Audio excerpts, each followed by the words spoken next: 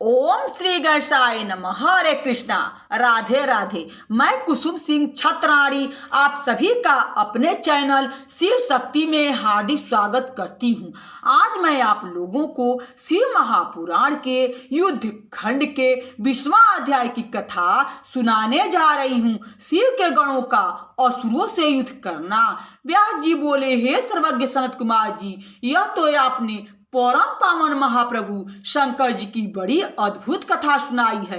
कृपा कर अब यह कहिए कि उस समय राहु उस पुरुष से छूटकर कहाँ गया।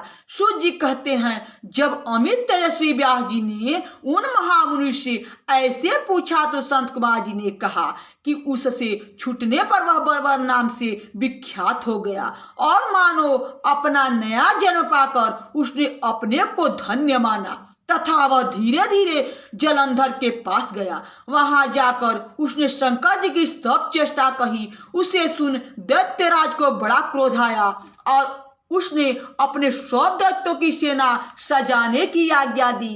काल नेमी और शुम्भ निशुम्भ आदि महाबली दैत्य तैयार होने लगे। एक से एक महाबली दैत्य करोड़ों करोड़ की संख्या में निकल युद्ध के लिए सन्नद्ध हुए। महाप्रतापी सिंधु पुत्र शिव जी से युद्ध करने के लिए निकला। उसके आगे महर्षि शुक्र और छिंसी राहु हुआ। फिर तो उसी समय जलंधर का मुकुट खिसक कर पृथ्वी पर गिर पड़ा।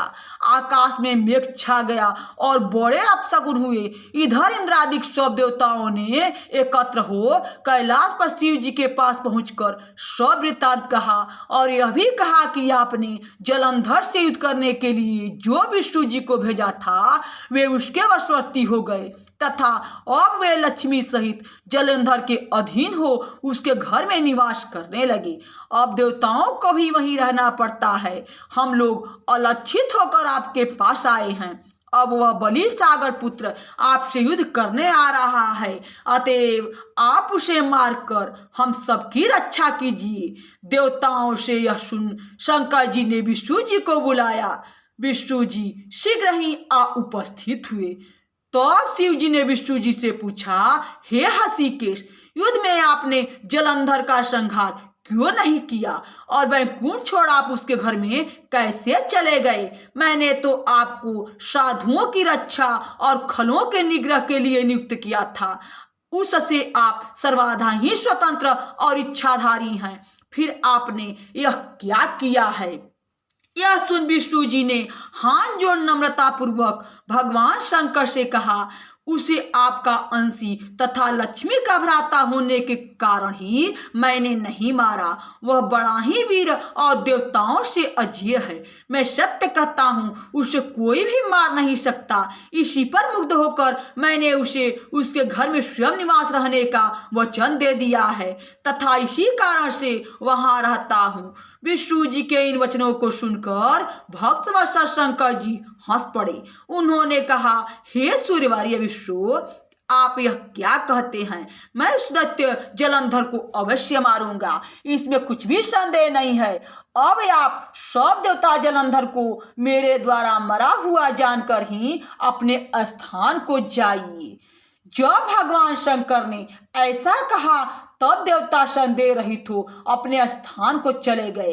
उसी समय पराक्रमी जलंधर अपनी विशाल सेना के साथ पर्वत के समीपा कैलाश को घेर सिंहनाद करने लगा। दैत्यों के नाद और कोलाहल से शिव जी क्रुद्ध हो गए। उन्होंने अपने नंदी आदि गणों को उससे युद्ध करने की आज्ञा दे दी। कैलाश के समीप भीषण युद्ध होने लगा। दैत्य अनेकों प्रकार के अस्त्र शस्त्र बरसाने लगे। भेरी, मृदंग, शंख, वीरों तथा हाथी घोड़ों और रथों के शब्दों से शब्दित हो पृथ्वी कांपने लगी। युद्ध में कटकर मरे हुए हाथी, घोड़े और पैदलों का पहाड़ लग गया। रक्त मांस का कीचड़ उत्पन्न हो गया, जिससे युद्ध भूमि और ही अगम्य हो गई। दैत्यों के आचार्य शुक्र जी अपनी मृत संजीवनी विद्या से सब दैत्यों को जिलाने लगे। यह देख शिव जी के गण व्याकुल हो गए और जाकर शुक्राचार्य की सब बात कह सुनाई। उसे सुन भगवान रुद्र के क्रोध की सीमा न रही। वे अपने भयंकर रूप से दिशाओं को प्रज्वलित करने लगे। फिर तो उसी समय उनके मुख से एक बड़ी भयंकर कृत्या उत्पन्न हुई, जिसकी दोनों जंघाएं ताल वृक्ष के समान थी। वह युद्ध भूमि में जा सब असुरों का चमन करने लगी। तब युद्ध भूमि में इस प्रकार विचरते हुए वह भृगु जी के भी समीप पहुंची और उन्हें शीघ्र ही अपनी योनि में गुप्त कर लिया। फिर स्वयं भी अंतर्ध्यान हो गई। शुक्र के गुप्त हो जाने से दैत्यों का मन मलिन पड़ गया और वे युद्ध भूमि छोड़कर भागे। इस पर उनके शुंभ निशुंभ और काल नेमी आदि सेनापतियों ने अपने भागते हुए वीरों को रोककर शिव गणों पर बड़ा कठिन प्रहार आरंभ किया। और ऐसा ही शिव जी के नंदी आदि वीरगणों ने भी, जिसमें गणेश और स्वामी कार्तिकेय जी भी थे, अपने गणों को रोक रोक कर दैत्यों से भी युद्ध करना आरंभ किया।